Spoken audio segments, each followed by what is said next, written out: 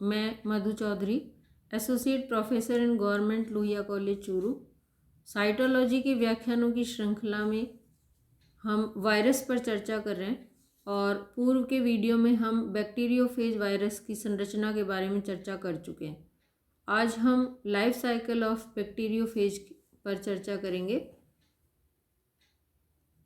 Life cycle of T2, T4, T6 यानी T series के bacteriophage का जो जीवन चक्र या लाइफ साइकिल है उसको हम इन्फेक्शन साइकिल या संक्रमण चक्र भी कहते हैं। सम श्रृंखला यानी इवन सीरीज के बैक्टीरियोफेज का जो इन्फेक्शन साइकिल है वो बैक्टीरिया ई कोलाई जो उसका होस्ट है और एक बेसिलस टाइप ऑफ बैक्टीरिया है उसकी कोशिका में प्रारंभ होता है और इस दौरान इसके नंबर इसकी जो संख्या है वो बढ़ती है और इसका जो नंबर बढ़ना है या हम ये कहेंगे कि इसमें जो गुणन होता है और मल्टीप्लिकेशन होता है उसके कारण हम इसे मल्टीप्लिकेशन साइकिल भी कह सकते हैं।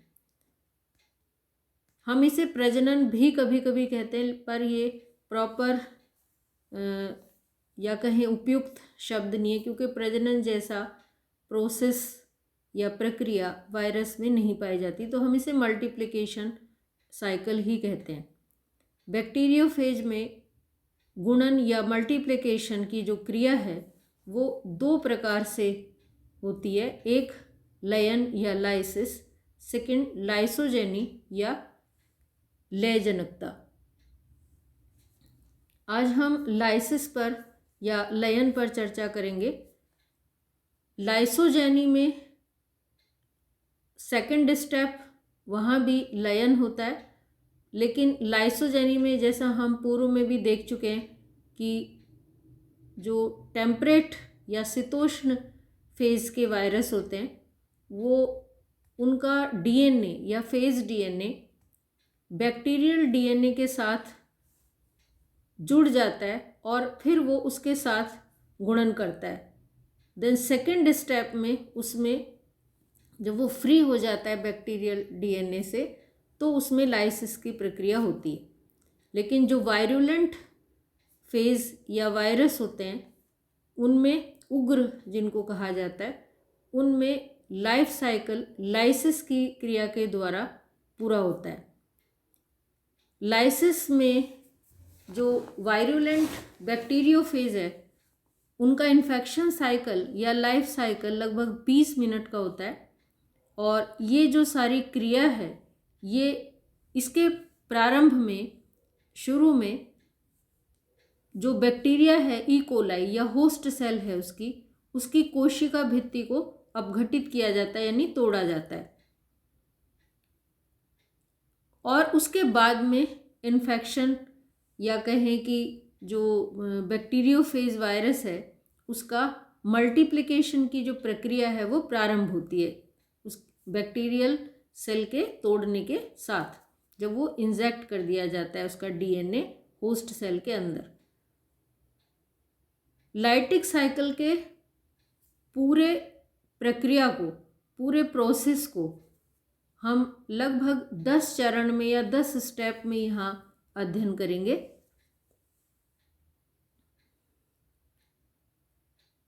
जो स्टेप्स ऑफ लाइटिक साइकिल्स हैं उसमें है एडजॉर्प्शन और attachment, second digestion of the bacterial cell wall, third injection of DNA और पेनिट्रेशन, फोर्थ एक्लिप्स और latent period, fifth synthesis of early proteins, sixth breakdown of bacterial DNA and RNA, seventh replication of phase DNA, eighth synthesis of late proteins, ninth maturation and then last 10th release।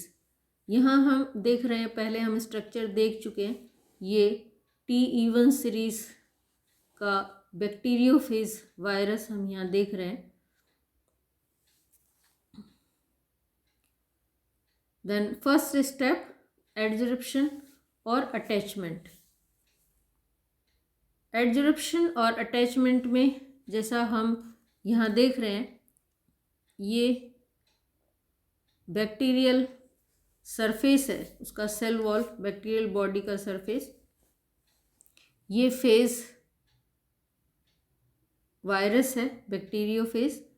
तो इसके जो tell fibres हैं वो पहले जो bacterial surface है उसको touch करते हैं, फिर वो इस तरह से मुड़ते हैं कि जो बेसल प्लेट है वो सेल वॉल के कांटेक्ट में आती है। जुड़ना बैक्टीरियोफेज वायरस का, बैक्टीरियोफेज वायरस का बैक्टीरियल सेल की सरफेस से जो जुड़ता है, उसके लिए ऐसा माना जाता है कि जो होस्ट सेल है, जो बैक्टीरियल सेल है, उसकी सरफेस पर कुछ रिसेप्टर साइट्स होते हैं और इन रिसेप्टर साइट्स पर ही ये अटैच होता है। और अलग अलग तरह के जो बैक्टीरिया हैं उनके सरफेस पर अलग अलग तरह के जो फेज हैं या बैक्टीरियोफेज वायरस हैं, वो विशिष्ट प्रकार के बैक्टीरियोफेज पर्टिकुलर रिसेप्टर साइट्स पर अटैच होते हैं और फिर वो अपना इन्फेक्शन फैलाने में सक्षम होते हैं। फेज का जो अटैचमेंट है या जो एडजॉर्प्शन है, उसमें मेन जो रोल होता है वो उसके टेल फाइबर्स और जो बेसल प्लेट में स्पाइक्स हैं, ये जो स्पाइक्स यहाँ लगे होते हैं नीचे, ये स्पाइक्स हैं, इन स्पाइक्स का मेन रोल होता है।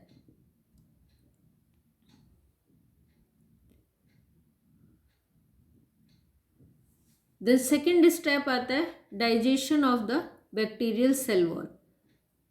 जब फेज डीएनए अटैच हो जाता है, ये हम देख रहे हैं बैक्टीरियल सेल वॉल है, इसके साथ फेज डीएनए और उसके स्पाइक्स हम यहाँ देख रहे हैं, ये अटैच हो गए हैं उसके साथ। तो फिर सबसे पहला काम होता है कि जो बैक्टीरियल सेल वॉल है उसको डिस्ट्रॉय किया जाए, ड्रिल किया जाए, उसको भेदा जाए, उसमें छेद किया जाए, जिससे जो फेज डीएनए है उसको इंजेक्ट किया जा सके सेल के अंदर, बैक्टीरियल सेल के अंदर पहुंचाया जा सके। ये जो ड्रिलिंग होता है, ये जो भेदना होता है, इसके लिए यहाँ पर फेज लाइसोजाइम्स होते हैं। और ये जो फेज लाइसोजाइम्स होते हैं, ये मल्टीप्लिकेशन का प्रोसेस जब चलता है उसी दौरान इनका सिंथेसिस होता है और जो टेल फाइबर्स हैं, टेल फाइबर्स के टिप पर बहुत स्मॉल क्वांटिटी में ये पहले से अटैच हो जाते हैं, चिपक जाते हैं। जब एक जो होस्ट सेल है उसमें मैचुरेशन के बाद जब रिलीज होते हैं फेज वायरस, उसी दौरान ये टेल फाइबर्स के साथ लाइसोजाइम्स उसके साथ अटैच रहते हैं, जो आगे काम आते हैं जब वो दूसरी नई सेल को इन्फेक्टेड करता है या संक्रमित करता है, तो उस बैक्टीरियल सेल वॉल को वहाँ तोड़ने के काम में आते हैं, उसको ड्रिल करने के काम में आते हैं। तो इस तरह से जो इसके फेज या बैक्टीरियोफेज के टेल फाइबर्स हैं, उनकी टिप पर उपस्थित फेज लाइसोजाइम्स की मदद से बैक्टीरियल सेल वॉल को डाइजेस्ट कर दिया जाता है, डिस्ट्रॉय किया जाता है।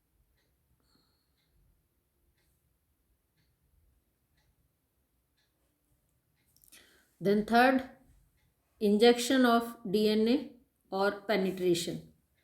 तो जब बैक्टीरियल सेल वॉल को ब्रेक कर दिया जाता है, उसको ड्रिल कर दिया जाता है, उसके बाद में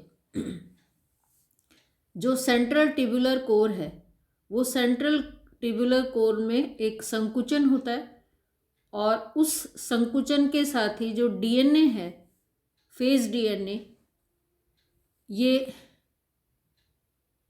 हेड है, ये ट्यूबुलर कोर है और इसके नीचे ये बेसल प्लेट टेल फाइबर्स और ये बैक्टीरियल सेल वॉल।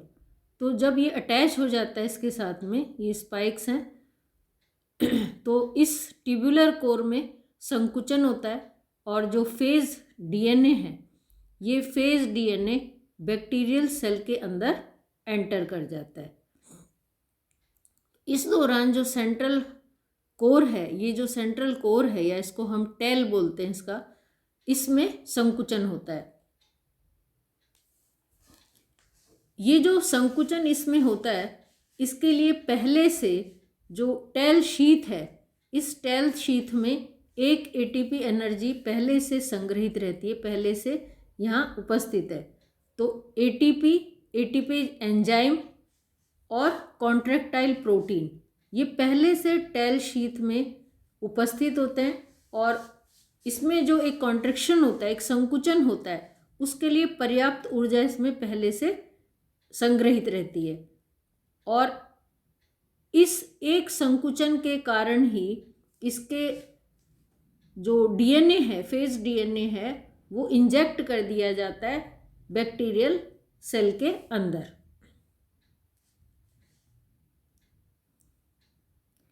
यहाँ हम जो T2 बैक्टीरियोफेज या हम कह सकते हैं कि T इवन सीरीज के जो बैक्टीरियोफेज हैं, उनके लाइफ साइकिल को एक बार शॉर्ट में देख रहे हैं कि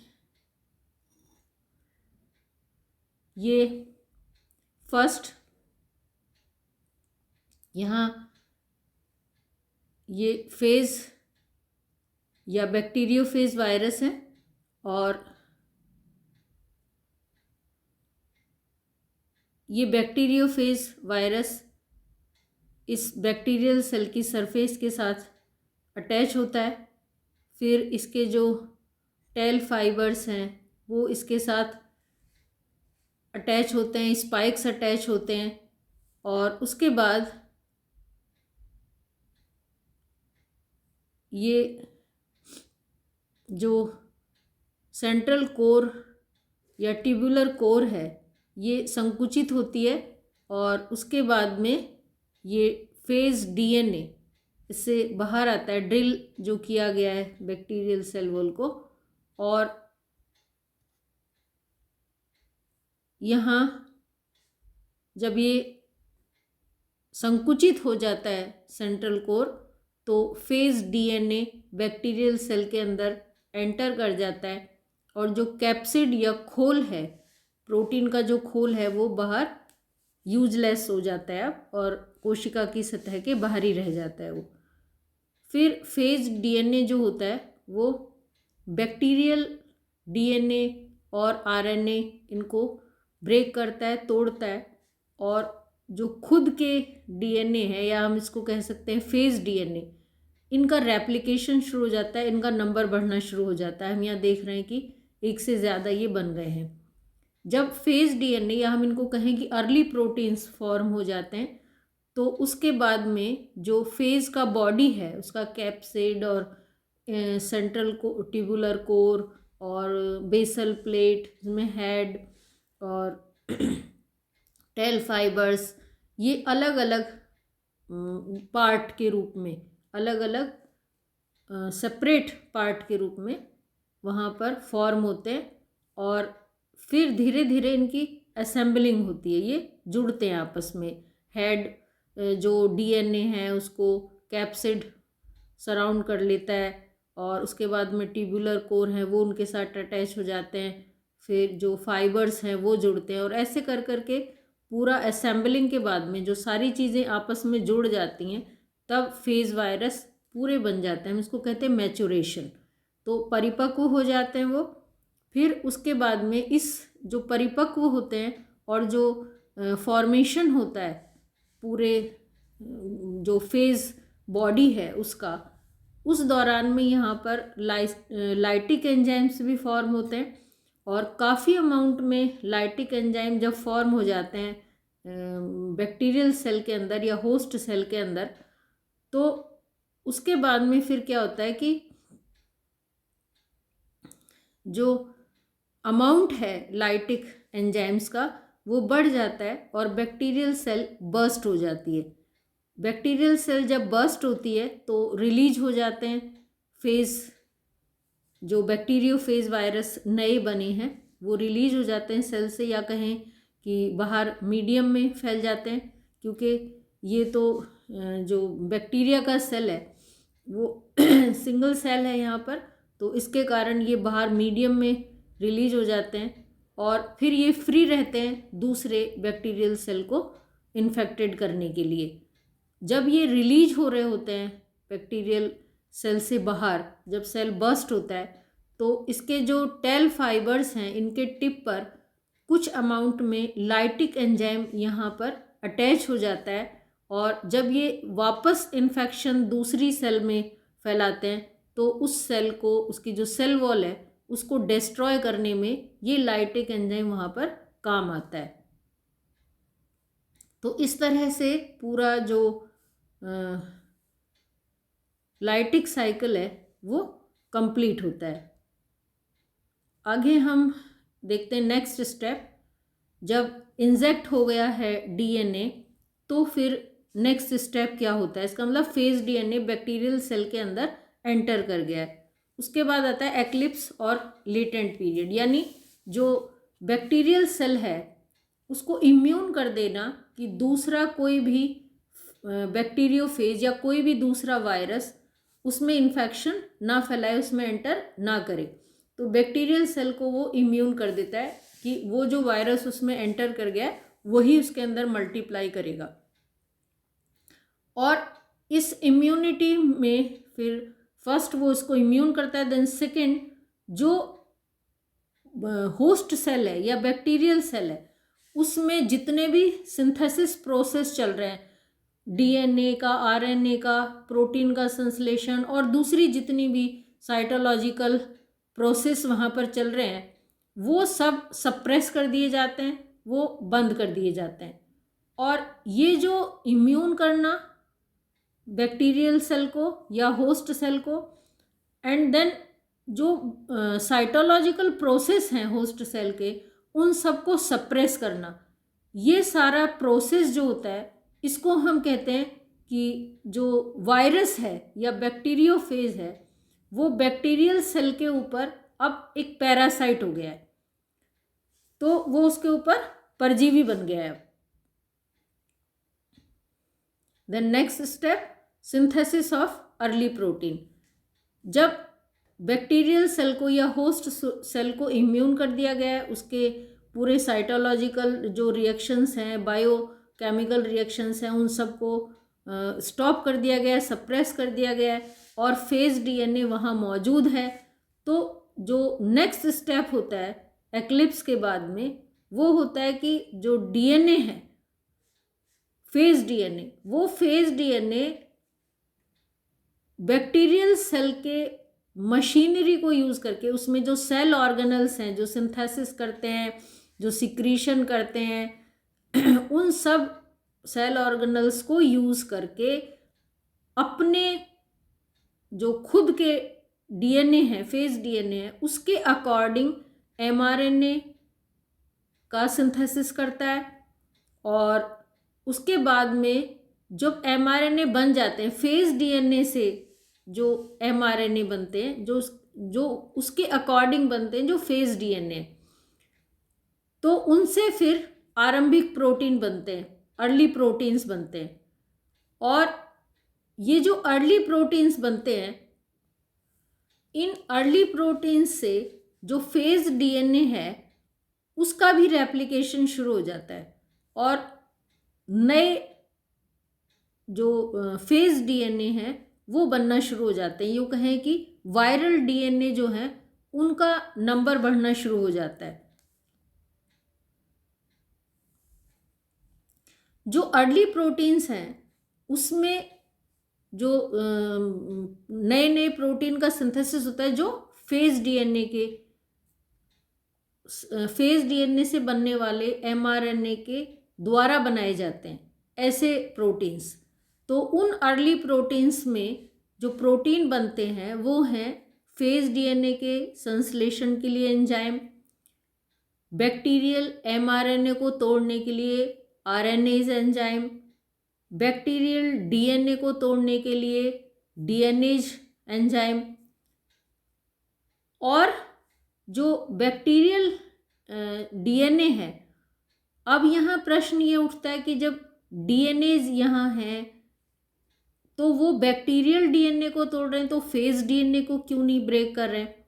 यहाँ एक फ़र्क होता है कि जो फेज डीएनए है उसमें 5 हाइड्रोक्सी मिथाइल साइटोसिन होता है साइटोसिन की जगह। जो बैक्टीरियल डीएनए है उसमें साइटोसिन है, लेकिन जो फेज डीएनए है उसमें साइटोसिन की जगह 5 हाइड्रोक्सी मिथाइल साइटोसिन होता है।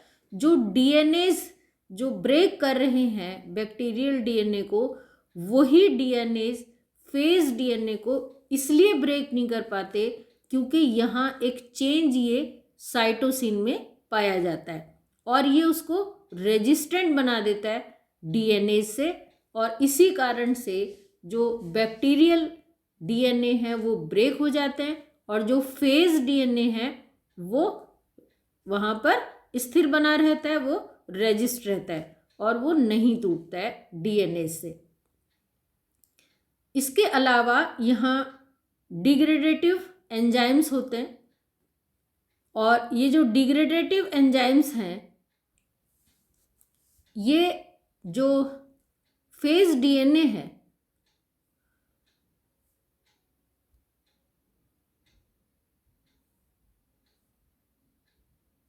हाँ, तो फेज डीएनए में ये साइटोसिन के जुड़ने को रोकते हैं, क्योंकि साइटोसिन अगर जुड़ जाएगा तो वो डीएनए से ब्रेक हो जाएगा।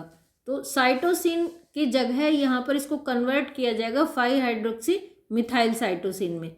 तो जो डिग्रेडेटिव एंजाइम्स हैं डीऑक्सीसाइटिडीन ट्राइफॉस्फेटेज, ये साइटोसिन को फेज डीएनए में जुड़ने से रोकता है। फिर होता है हाइड्रोक्सी मिथाइल साइटोसिन के संश्लेषण के लिए एंजाइम, और जो हाइड्रोक्सी मिथाइल साइटोसिन जब बन जाएगा तो उसमें 5 जो इसका पॉइंट है उस जगह पर इसमें ग्लाइकोसिल ग्रुप को ट्रांसफ़र किया जाता है। तो ग्लाइकोसिल ट्रांसफेरेजेस बनते हैं जो ग्लाइकोसिल ग्रुप को हाइड्रोक्सिल मिथाइल साइटोसिन पर ट्रांसफ़र करते हैं। इसके अलावा इंटरनल हेड प्रोटीन्स बनते हैं। तो ये सारे वो प्रोटीन्स हैं जो अर्ली प्रोटीन्स होते हैं बैक्टीरियोफेज वायरस के निर्माण के लिए, उसके फॉर्मेशन के लिए।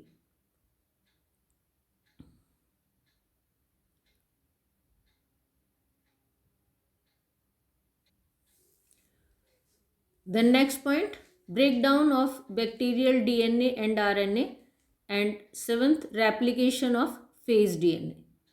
तो जो अर्ली प्रोटीन्स होते हैं उसमें RNAs और DNAs एंजाइम बन जाते हैं और ये जो बैक्टीरियल DNA और RNA हैं उनको ब्रेक कर देते हैं, और उसके बाद में जो अर्ली प्रोटीन्स बने हुए हैं उन्हीं के द्वारा, उसमें जो एंजाइम्स बनते हैं उनके द्वारा जो फेज डीएनए है उसका रेप्लिकेशन शुरू हो जाता है। T2 फेज में इन्फेक्शन के 6 से 7 मिनट बाद में फेज डीएनए का रेप्लिकेशन शुरू हो जाता है, और इसके लिए जो आवश्यक एंजाइम्स होते हैं वो अर्ली प्रोटीन्स में बन चुके होते हैं। Then next point, synthesis of late proteins. Late proteins में अधिकतर जो वायरल कोट प्रोटीन है या कहें कि फेज के जो कोट प्रोटीन है वो होते हैं, और कुछ लाइटिक एंजाइम्स या लाइसोजाइम्स इसमें बनते हैं। और इस दौरान जो लाइसोजाइम्स बनते हैं यही वो होते हैं जो बैक्टीरियल सेल को बर्स्ट करने के काम आते हैं, उसको तोड़ने के काम आते हैं जब फेज जो बैक्टीरियोफेज हैं वो मेच्योर होने के बाद में सेल से रिलीज होते हैं। देन मैचुरेशन, तो जो होस्ट सेल है या कहें कि जो बैक्टीरियल सेल है या जिसको हम कहेंगे पोषक कोशिका, उसमें नए जो फेज या वायरस के अणु हैं उनके बनने का, उनके फॉर्मेशन का जो प्रोसेस है उसको हम मैच्योरेशन कहते हैं।